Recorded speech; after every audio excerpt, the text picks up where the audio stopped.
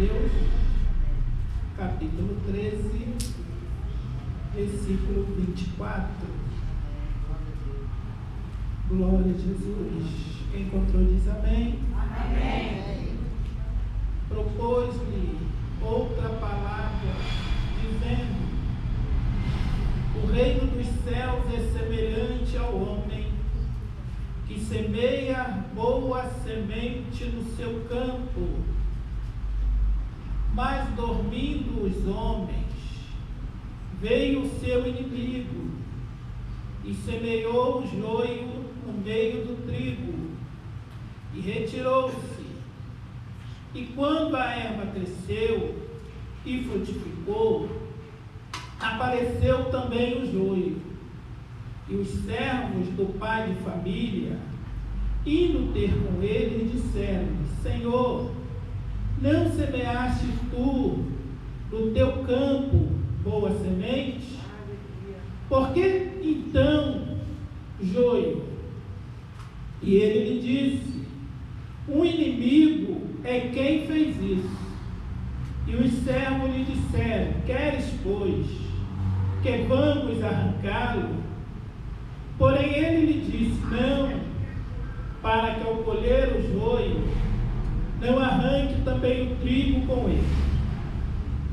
Deixai crescer ambos juntos até a ceifa, e por ocasião da ceifa, direi aos ceifeiros: colhei primeiro o joio, e o atai em molhos, para o queimar, mas o trigo ajuntai no meu celeiro. Versículo 36.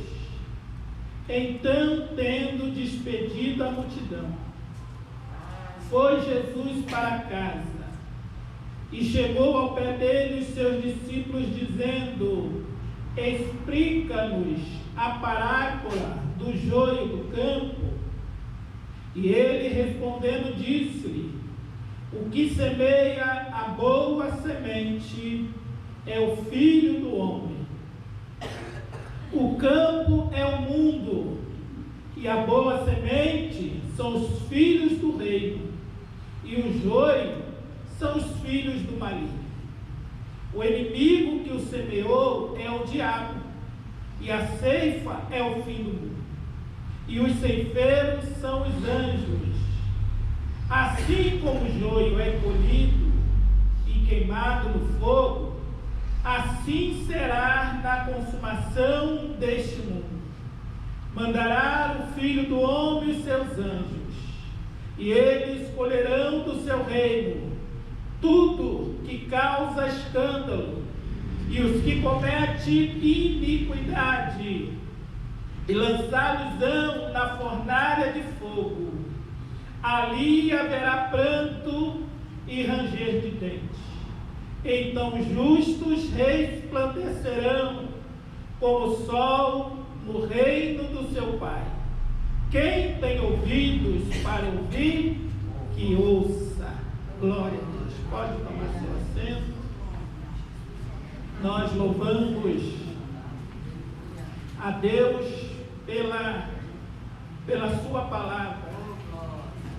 Quando nós lemos a palavra do Senhor, estamos meditando naquilo que nós estamos lendo, é até difícil nós falarmos alguma coisa para não acrescentarmos nada sobre aquilo que nós já lemos, aquilo que nós examinamos. Jesus, uma das suas formas de ensino também era por parábolas. E muitas das vezes, ao Jesus falar por parábolas, alguns entendiam, outros não. Às vezes Jesus falava por parábola e logo explicava também, aplicava o teor da parábola também para os seus discípulos.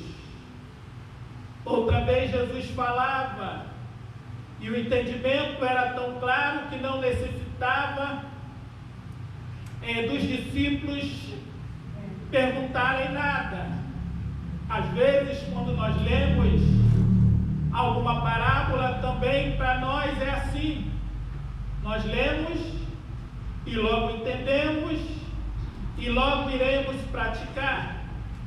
Outras parábolas, às vezes, nós lemos e por não sermos para os judeus, como Jesus estava falando, às vezes nós precisamos buscar o contexto, o que é que Jesus estava falando, porque para os judeus Jesus estava falando de uma forma muito clara, e às vezes para nós precisamos buscar a história, às vezes precisamos buscar a cultura, às vezes precisamos buscar informações extra-bíblicos, livros que vai nos dar explicação também da parábola ou de algum texto que nós estamos lendo. A parábola do trigo e do joio é uma parábola muito simples, e por ser tão simples causa uma curiosidade nos discípulos, porque Jesus fala da parábola e a seguir Jesus vai falar de outras parábolas, e os discípulos param para meditar. Os discípulos querem aprender com Jesus o que é que Jesus está falando, por que é que Jesus está falando desta maneira, porque o texto vai falar do homem como semeador, mas o texto também vai falar que quem dormiram foram os filhos do homem. Não foi o homem que plantou que dormiu. Quem dormiu foi os filhos dos homens que dormiram. E quando o Senhor volta, Ele volta como chefe de família. Então Jesus está dando algumas informações para os discípulos, que é muita coisa para os discípulos entenderem. Mas Jesus lança esta parábola para uma multidão. Mas depois Jesus está a sós. Depois Jesus vai para casa e está só com os discípulos. Aí os discípulos não vão perder a oportunidade de perguntar para Jesus. Deus, aleluia. E os discípulos vão dizer: Senhor, explica-nos a parábola do campo e do joio. Há uma curiosidade nos discípulos em saber o que é que Jesus estava falando, o que é que Jesus estava querendo ensinar para eles, e o que é que, quando nós lemos esta parábola, Jesus quer ensinar para nós nos dias que nós estamos vivendo. Porque aqui está falando de alguém que está próximo do arrebatamento, está falando para uma igreja que está próxima do arrebatamento, da igreja que está esperando Jesus para hoje, da igreja que anseia pela volta de Jesus, pela igreja que ainda fala sobre a volta de Jesus, para uma igreja que ainda canta sobre a volta de Jesus, para uma igreja que ainda ora e na sua oração ele diz: Maranata, ora vem, Senhor Jesus. Porque a igreja não esquece da volta de Jesus. A igreja não pode viver sem esperar Jesus. E não é para amanhã, é para hoje. É para já. É para o momento que nós estamos vivendo. Paulo, quando vai escrever para os Tessalonicenses, Paulo vai dizer: olha, aquele que não quer trabalhar, que também não coma. Aí quando nós lemos o texto, nós vamos falar lá em Tessalônica, os irmãos de lá não gostavam de trabalhar, não. É porque os irmãos de Tessalônica, todo dia eles levantavam e corriam para a igreja e diziam: Jesus pode voltar ainda hoje. O arrebatamento ainda pode acontecer hoje. Aí Paulo está dizendo: enquanto espera Jesus, vai trabalhando, meus filhos. Glória a Deus, aleluia. Enquanto espera Jesus, vai estudando. Enquanto espera Jesus, vai se preparando para o casamento. Mas não esqueça de esperar Jesus. Não esqueça de dizer: Maranata, ora vem, Senhor Jesus.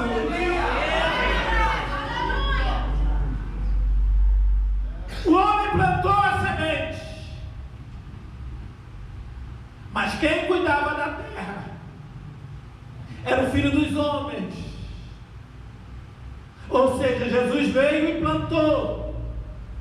Jesus veio e morreu na cruz para nos salvar. Jesus veio e ressuscitou ao terceiro dia. E Jesus falou: eu vou para o Pai, mas eu vou preparar lugar. Quando o lugar estiver preparado, eu voltarei e vos levarei para mim mesmo, para que onde eu estiver, estejais vós também. Então a palavra foi plantada. E essa palavra que foi plantada, ela começou a dar fruto. Quando Pedro pregou esta palavra pela primeira vez, 3.000 irmãos se converteram ao Senhor Jesus. Oh, aleluia!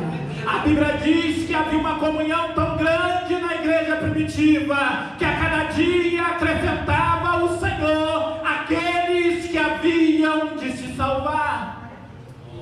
Então a palavra vai alcançando o mundo, mas veio o adversário também. Veio o adversário também.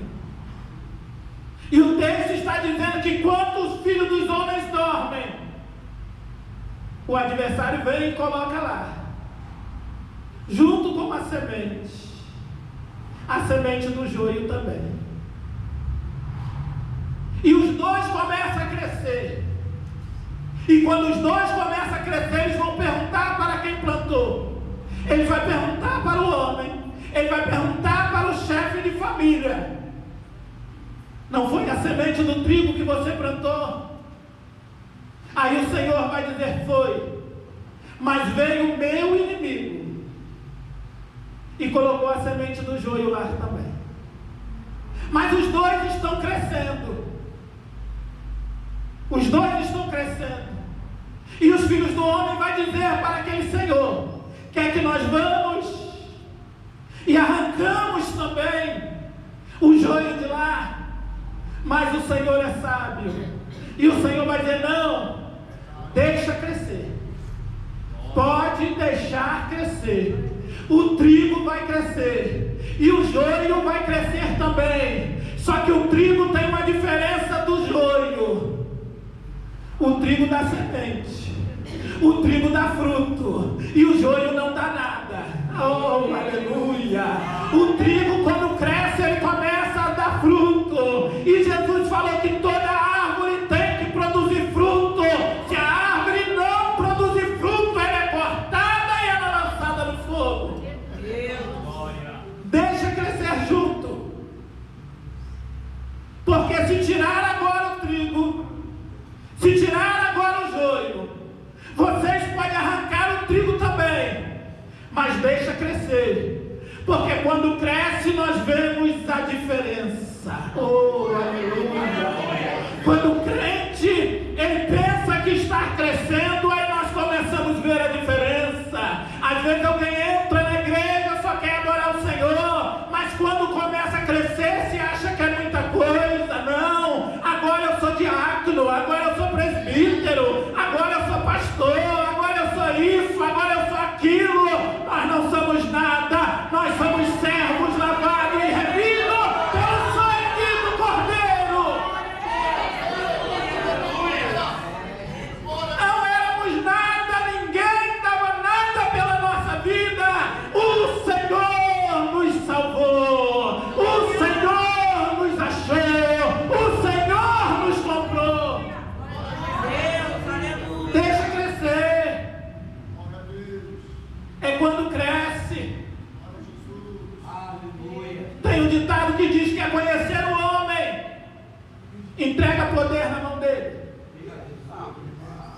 Entrega poder. Entrega autoridade. Aí tu vai conhecer quem é quem. Agora eu sou. Agora eu faço. Agora só acontece por causa de mim. Quando eu tive a oportunidade, eu quebrei tudo. Ih, aqui não é lugar de quebrar, não. Aqui é lugar de glorificar. Aqui é lugar de exaltar. Aqui é lugar de render graça ao nome santo do Senhor. Aleluia! Deus nos usa pela tua graça. Deus nos usa pelo seu amor. Quantas das vezes nós subimos a tribuna e não temos nada? E Deus nos usa pela sua graça. Quantas das vezes, irmãos, tem uma oportunidade para louvar. Se estiver lá no último banco, vem de lá aqui pensando o que vai cantar. Subiu tudo da mente. Não tem nada. Não tem instrumento, às vezes na igreja. Às vezes o playback falha. E é o dia que o Senhor mais te usa. É o dia que o teu louvor chega até o trono da graça de Deus. Aleluia! Deixa crescer. Porque no dia que crescer, se vê a diferença. Quando o joio e o trigo está crescendo, até parece ser igual. Só parece. Porque no tempo do fruto se vê a diferença. Joio não dá fruto, joio não presta para nada, joio só serve para ser colocado fogo. A tendência do joio é virar palha. A tendência do joio não serve para nada, não dá fruto. É quando alguém olha alguma árvore e pensa que tem algum fruto, não tem nada. Não tem nada. Passa perto de algum lugar, uma mangueira muito bonita. Tu passa um ano, não tem fruto nenhum. Passa 2 anos, fruto nenhum. Aí alguém diz que árvore bonita. Aí alguém diz, mas não presta para nada. Oh, meu Deus. Aleluia. Porque nasceu para dar fruto. E joio não dá fruto. Até cresce junto com o trigo. Mas no tempo da colheita aí faz a separação. No tempo da colheita é o tempo de separar. Oh, aleluia! Vai pegar o trigo, vai espremer o trigo e a semente vai cair. Caiu semente, então coloca no celeiro. Espreme joio, não dá nada, é palha. Palha só serve para fogo. Palha só serve para se colocar fogo. Não presta para nada. Até parece ser bonito. Quando olha, pensa que é bonito. Tem aparência que é bonito. Até pensamos que é bonito. Mas fruto não dá. Oh, aleluia. Não dá fruto de jeito nenhum. Aí os discípulos vão embora e quer saber de Jesus, por quê? Aí Jesus diz, no tempo da colheita, o tempo da colheita chega. Oh, aleluia! O tempo da colheita de Jeová chega. O tempo do Senhor colher chega. E às vezes chega até mesmo antes do arrebatamento. Às vezes chega antes da morte. Lembra de Ananias e Safira? A oferta era boa. Pegaram a oferta e levaram lá para Pedrão. Mas lá em casa combinar, não, vamos tirar um pouquinho aqui. É muito dinheiro para dar para a igreja. Podemos dar isso tudo não. Vamos dar um pouquinho lá. Como Barnabé deu, a gente também vai ficar bem na fita. Mas quando chega diante de Pedro, Pedro vai dizer, porque incitou Satanás para contaminar o seu coração. Caiu e morreu, e é graça, estamos falando de graça. Na graça Deus ainda mata. Na graça de vez em quando Deus passa e tira joio.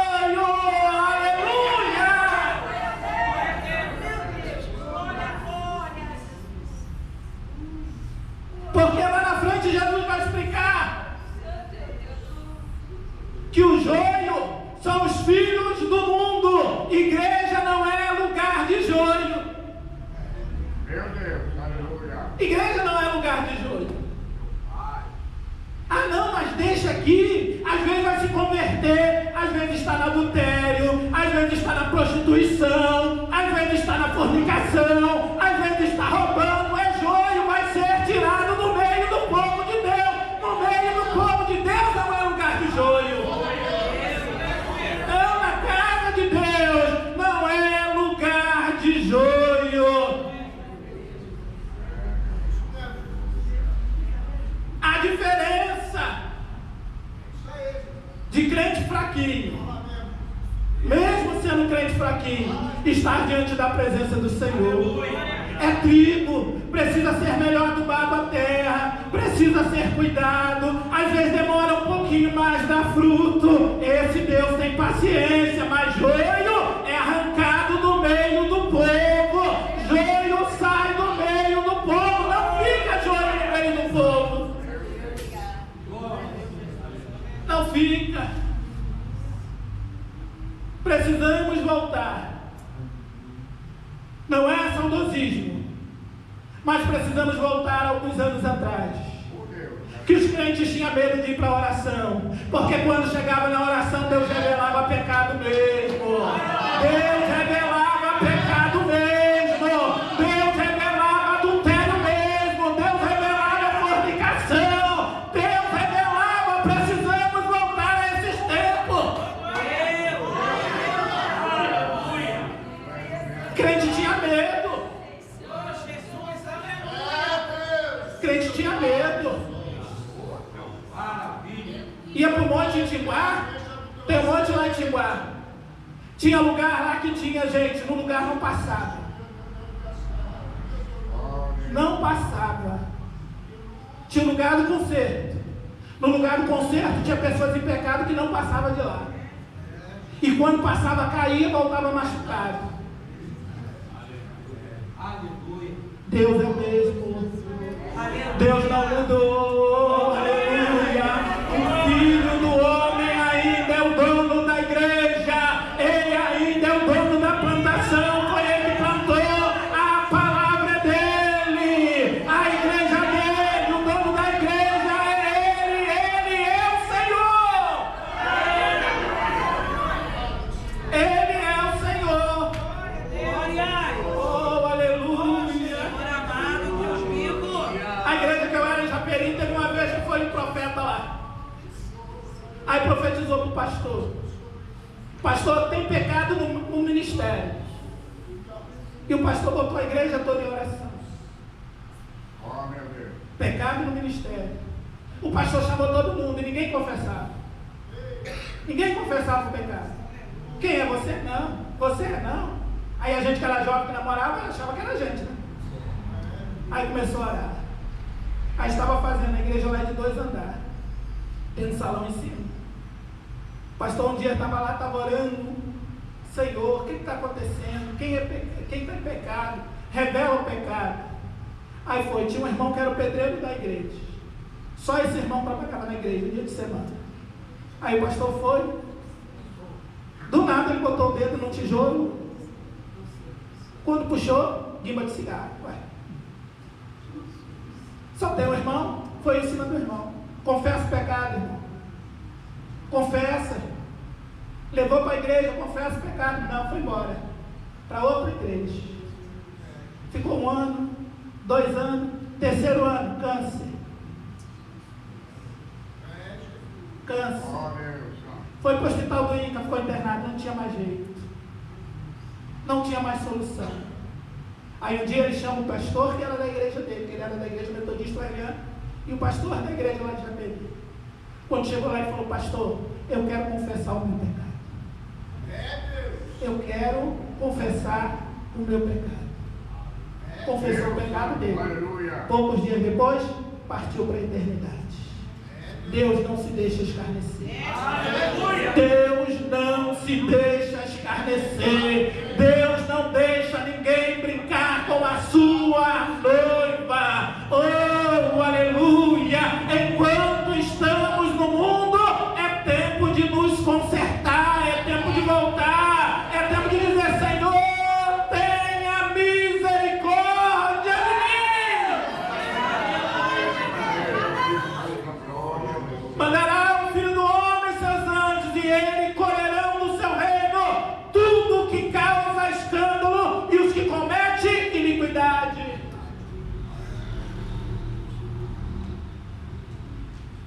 vezes alguém fala assim, fulano está escandalizando a igreja. Eu sempre digo, a igreja de Jesus é santa. Quem traz o escândalo está escandalizando a sua vida para ir para o inferno. Quem traz escândalo para a igreja não pensa que está escandalizando a igreja. Pode até por um tempo a igreja passar por adversidade por causa do escândalo de alguém, mas vai chegar o dia da colheita. Chega o dia que o Senhor manda anjos. Chega o tempo que a justiça de Deus vem na terra. Oh, aleluia! E quantas das vezes estamos orando por alguém e a pessoa está em pecado? A oração da igreja agora é: Senhor, está na tua mão. É o Senhor que sabe. Se o Senhor quiser curar, o Senhor cura. Se não quiser curar, está nas tuas mãos. Porque às vezes estamos orando para Deus curar pessoas em pecado. E Deus quer que confesse o pecado. Deus, podemos teu nome, Jesus. Aqueles que cometem escândalo estão dentro da casa do Senhor, cometendo escândalo. Dentro da casa do Senhor, cometendo iniquidade. Mas o dia da ceifa chega. O dia da ceifa chega. Hebreus 9, 27. E ao homem está ordenado a morrer uma vez, vindo depois disso o juízo. Todos comparecerão diante do tribunal de Cristo, um para receber a vida eterna e outro para ir para o fogo eterno, viver eternamente. Então é tempo de levantarmos a nossa cabeça e dizer: Senhor, como é que nós estamos? Ah, mas é quarta da resposta. Eu vim receber a minha bênção. A maior bênção é o céu. O céu é melhor do que carro novo. O céu é melhor do que casa nova. O céu é melhor do que casamento. O céu é melhor do que porta aberta. O céu é a nossa prioridade.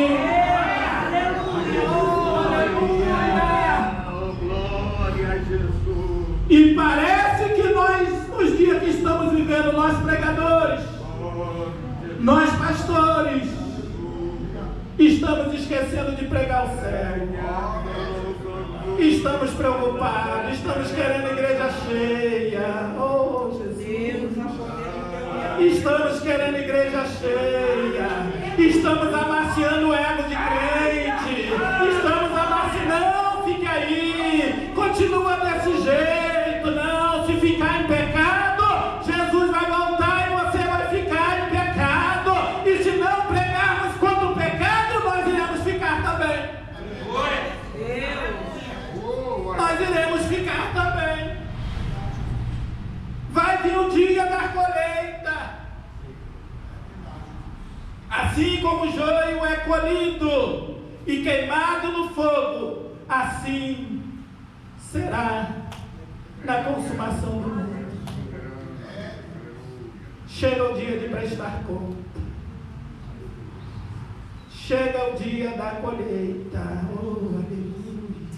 Deus, a poder no teu Chega o dia, aleluia. E talvez o nosso dia pode ser hoje. Talvez antes de chegarmos em casa aconteça o arrebatamento da igreja. Talvez antes de chegarmos em casa alguma coisa pode nos acontecer e nós perdermos a nossa vida. Mas o importante é de que maneira nós estamos diante da presença do Senhor. Deus, aleluia. O que é que nós somos diante da presença do Senhor? Você é trigo ou você é joio? Aleluia. Maravilha. Ou é um ou é outro. Ou é trigo ou é joio. Ah, na igreja eu sou trigo e na escola, joio. Ah, na igreja eu sou trigo no meu trabalho, joio. Não, às vezes eu até me disfarço de trigo lá na escola. Quando voltar o Filho do Homem. Meu Deus. Quando o Senhor voltar para arrebatar a sua envergonhar dele aqui na terra, ele vai se envergonhar também diante do Pai. Então não negue a Cristo por nada nesse mundo. Não há situações que nos façam negarmos a Cristo. Deus, aleluia. Nada pode nos negar a Cristo. E às vezes alguém está negando a Cristo porque sente vergonha. Há os irmãos lá na China morrendo por causa do Evangelho. Os irmãos lá na China perdendo a vida por causa do Evangelho. Os irmãos lá na China não podem se reunir como nós nos reunimos aqui. Não, eles têm que entrar numa casinha, escondido, e lá estar adorando a Deus. Não podem adorar. Não tem igreja para adorar o Senhor. E às vezes nós entramos na igreja e vemos tanta falha, vemos quem não cantou bonito, quem não pregou bonito, e esquecemos de adorar. Oh, oportunidade que você tem de adorar! Oh, oportunidade que você tem em dizer: Senhor, muito obrigado, porque eu sou de um país que posso falar do teu nome, posso anunciar a tua palavra, posso dizer que eu sou crente. Oh, aleluia! E ainda traz respeito ainda dizer que é crente, irmãos.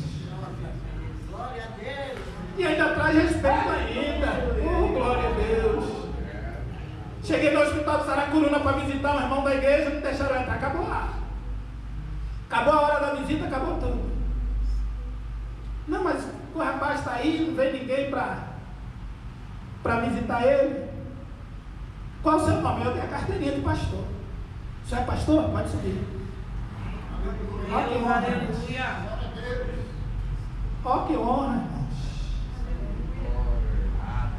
Então, ainda é honroso sermos cristãos. Às vezes quem é crente chega no ambiente, ele muda o ambiente. Tu chega no ambiente, só tem alguém contando piadinha, alguém falando uma coisa, alguém falando outra. Aí quando você chega, o irmão chegou, a irmã chegou. Tem que respeitar, tem que mudar a palavra, tem que mudar o tom, tem que mudar o ambiente. Aonde você chega, tem que mudar o ambiente.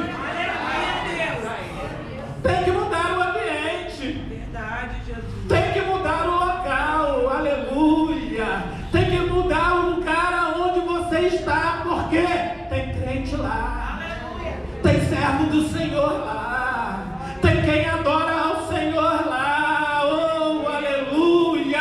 Então aonde nós estamos, o nome do Senhor tem que ser glorificado para a glória de Deus, para que o nome do Senhor seja exaltado em nossas vidas. Tem os parentes meus de Rosilene que não gostam de ir lá em casa. Sabe por quê?